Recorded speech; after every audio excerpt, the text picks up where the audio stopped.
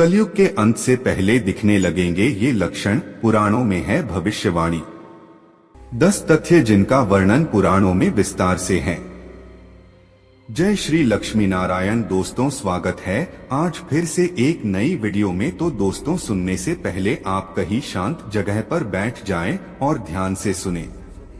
तो दोस्तों, पुराणों में लिखा है कि जो व्यक्ति, संगठन या समाज वेद विरुद्ध आचरण कर धार्मिक और सांस्कृतिक एकता को खंडित करेगा, उसका आने वाले समय में समूल नाश हो जाएगा।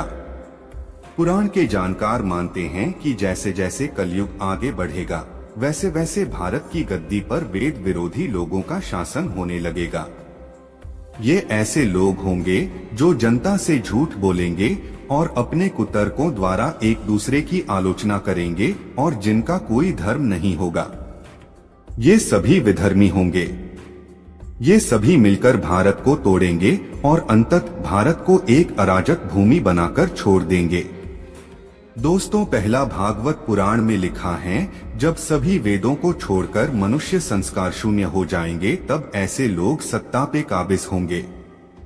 ये सबके सब परले सिरे के झूठे, अधार्मिक और स्वल्प दान करने वाले होंगे। दूसरे की स्त्री और धन हथिया लेने में ये सदा उत्सुक रहेंगे। न तो इन्हें बढ़ते देर लगेगी और न घटते। इनकी शक्ति और आयु थोड़ी होगी। राजा के वेश में ये म्लेच्छ ही होंगे। छोटी बातों को लेकर ही ये क्रोध के मारे आगबबूला हो जाएंगे। वे लूट खसोट कर अपनी प्रजा का खून चूसेंगे। जब ऐसा शासन होगा तो देश की प्रजा में भी वैसा ही स्वभाव, आचरण, भाषण की वृद्धि हो जाएगी। राजा लोग तो उनका शोषण करेंगे ही, आपस में वे भी एक दूसरे को उत्पीड़ित करेंगे और अंततः सबके सब नष्ट हो जाएंगे।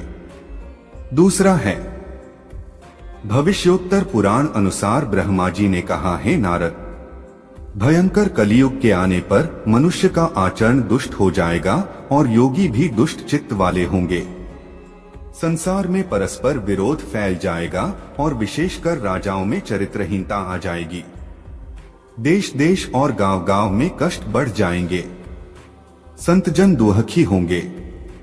अपने धर्म को छोड़कर लोग दूसरे धर्म का आश्रय लेंगे। देवताओं का देवत्व भी नष्ट हो जाएगा और उनका आशीर्वाद भी नहीं रहेगा। मनुष्यों की बुद्धि धर्म से विपरीत चलती जाएगी। तीसरा है, महर्षि व्यास जी के अनुसार कलयुग में मनुष्यों में वर्ण और आश्रम संबंधी प्रवृत्ति नहीं होगी। वेदों का पालन कोई नहीं करेगा। कलयुग में विवाह को धर्म नहीं माना जाएगा। शिष्य गुरु के अधीन नहीं रहेंगे। पुत्र भी अपने धर्म का पालन नहीं करेंगे। कोई किसी भी कुल में पैदा क्यों न हुआ हो, जो बलवान होगा वही कलयुग में सबका स्वामी होगा। सभी वर्णों के लोग कन्या बेचकर निर्वाह करेंगे। कलयुग में जो भी किसी का वचन होगा वही शास्त्र माना जाएगा। चौथा है, कलयुग में थोड़े से धन से मनुष्यों में बड़ा घमंड होगा। स्त्रियों को अपने केशों पर ही रूपवती होने का गर्व होगा। कलयुग में स्त्रियां धनहीन पति को त्याग देंगी। उस समय धनवान पुरुष ही स्त्रियों का स्वामी होगा। जो अधिक देगा उसे ही मनुष्य अपना स्वामी मानेंगे। उस समय लोग प्रभुता के ही कारण संबंध रखेंगे। पांचवा है, द्रव्य राशि घर बनाने में ही समाप्त हो जाएगी। इससे दान पुण्य के काम नहीं होंगे और बुद्धि धन के संग्रह में ही लगी रहेगी। सारा धन उपभोग में ही समाप्त हो जाएगा। कलयुग की स्त्रियां अपनी इच्छा के अनुसार आचरण करेंगी। हाव भाव विलास में ही उनका मन लगा रहेगा। अन्याय से धन पैदा करने वाले पुरुषों में उनकी आसक्ति होगी। कलयुग में सब लोग सदा सबके लिए समानता का दावा करेंगे। छठवां है, कलयुग की प्रजा बाढ़ और सूखे के भय से व्याकुल रहेगी। सबके नेत्र आकाश की ओर लगे रहेंगे। वर्षा न होने से मनुष्य तपस्वी लोगों की तरह फल मूल पत्ते खाकर और कितने ही आत्मघात कर लेंगे। कलयुग में सदा अकाल ही पड़ता रहेगा। सब लोग हमेशा किसी न किसी कलेशों से घिरे रहेंगे। किसी किसी तो थोड़ा सुख भी मिल जाएगा। सब लोग बिना स्नान करे ही भोजन करेंगे। देव पूजा, अतिथि सत्कार, श्राद्ध और तर्पण की क्रिया कोई नहीं करेगा। कलयुग की स्त्रियां लोभी, नाटी, अधिक खाने वाली और मंद भाग्य वाली होंगी। गुरुजनों और पति की आज्ञा का पालन नहीं करेंगी तथा पर्दे के भीतर भी नहीं रहेंगी। अपना ही पेट पालेंगी, क्रोध में भरी रहेंगी। देह शुद्धि की ओर ध्यान नहीं देंगी तथा असत्य और कटु वचन बोलेंगी। इतना ही नहीं, वे दुराचारी पुरुषों से मिलने की अभिलाषा करेंगी। 7वां है, कलयुग आने पर राजा प्रजा की रक्षा न करके बल्कि करके बहाने प्रजा के ही धन का अपहरण करेंगे। अधम मनुष्य संस्कारहीन होते हुए भी पाखंड का सहारा लेकर लोगों ठगने का काम करेंगे। उस समय पाखंड की अधिकता और अधर्म की वृद्धि होने से लोगों की आयु कम होती चली जाएगी। उस समय 5, 6 अथवा 7 वर्ष की स्त्री और 8, 9 या 10 वर्ष के पुरुषों से ही संतान होने लगेंगी। घोर कलयुग आने पर मनुष्य 20 वर्ष तक भी जीवित नहीं रहेंगे। उस समय लोग मंदबुद्धि, व्यर्थ के चिन्ह धारण करने वाले, बुरी सोच वाले होंगे। 8वां है, लोग ऋण चुकाए बिना ही हड़प लेंगे और जिसका शास्त्र में कहीं विधान नहीं है, ऐसे यज्ञों का अनुष्ठान होगा। मनुष्य अपने को ही पंडित समझेंगे और बिना प्रमाण के ही सब कार्य करेंगे। तारों की ज्योति फीकी पड़ जाएगी, 10 दिशाएं विपरीत होंगी। पुत्र पिता को व बहुएं सास को काम करने भेजेंगी। कलयुग में समय के साथ साथ मनुष्य वर्तमान पर विश्वास करने वाले, शास्त्र ज्ञान से रहित, दंभी और अज्ञानी होंगे।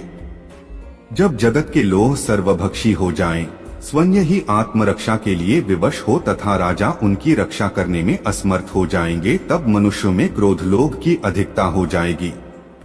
9वां है, श्रीमद् भागवत के 12 स्कंध में कलयुग के धर्म के अंतर्गत श्री शुकदेव जी परीक्षित जी से कहते हैं, ज्यों ज्यों घोर कलयुग आता जाएगा, त्यों त्यों उत्तरोत्तर धर्म, सत्य, पवित्रता, क्षमा, दया, आयु, बल और स्मरण शक्ति का लोप होता जाएगा। 10वां है, कलयुग के अंत के समय बड़े बड़े भयंकर युद्ध होंगे, भारी वर्षा, प्रचंड आंधी और जोरों की गर्मी पड़ेगी। लोग खेती काट लेंगे, कपड़े चुरा लेंगे, पानी पीने का सामान और पेटियां भी चुरा ले जाएंगे। चोर अपने ही जैसे चोरों की संपत्ति चुराने लगेंगे। हत्यारों की भी हत्या होने लगेगी। लोगों की आयु भी कम होती जाएगी। यह भी कहा जाता है कि कलयुग में एक समय ऐसा आएगा जब सभी पुरुष स्त्रियों के अधीन होकर जीवन व्यतीत करेंगे। पाप का बोलबाला चारों ओर होगा। मनुष्य सात्विक जीवन की जगह तामसी जीवन जीने में विश्वास करेगा। जब सूख जाएंगी गंगा, कलयुग के 5000 साल बाद गंगा नदी सूख जाएगी और पुनः वैकुंठ धाम लौट जाएगी। जब कलयुग के 10,000 वर्ष हो जाएंगे, तब सभी देवी देवता पृथ्वी छोड़कर अपने धाम लौट जाएंगे। इंसान पूजन कर्म, व्रत, उपवास और सभी धार्मिक काम करना बंद कर देंगे। एक समय ऐसा आएगा कि जमीन से अन्न उपजना बंद हो जाएगा और पृथ्वी जलमग्न हो जाएगी। इसके बाद कलयुग के अंत में जिस समय कल की अवतार अवतरित होंगे, उस समय मनुष्य की परम आयु केवल 20 या 30 वर्ष होगी। जिस समय कल की अवतार आएंगे, तब मनुष्य की लंबाई काफी घट चुकी होगी। दोस्तों, अगर आपको यह जानकारी अच्छी लगी हो तो कमेंट में जय श्री कृष्णा राधे राधे लिखकर वीडियो को एक लाइक कर दे। और ऐसी ज्ञानवर्धक मोटिवेशनल वीडियो को देखने के लिए आप सभी लोग हमारे चैनल तेरा सफर को सब्सक्राइब कर सकते हैं। वीडियो देखने के लिए आप सभी को धन्यवाद। जय श्री सीताराम, जय श्री कृष्णा, राधे राधे, हर हर महादेव।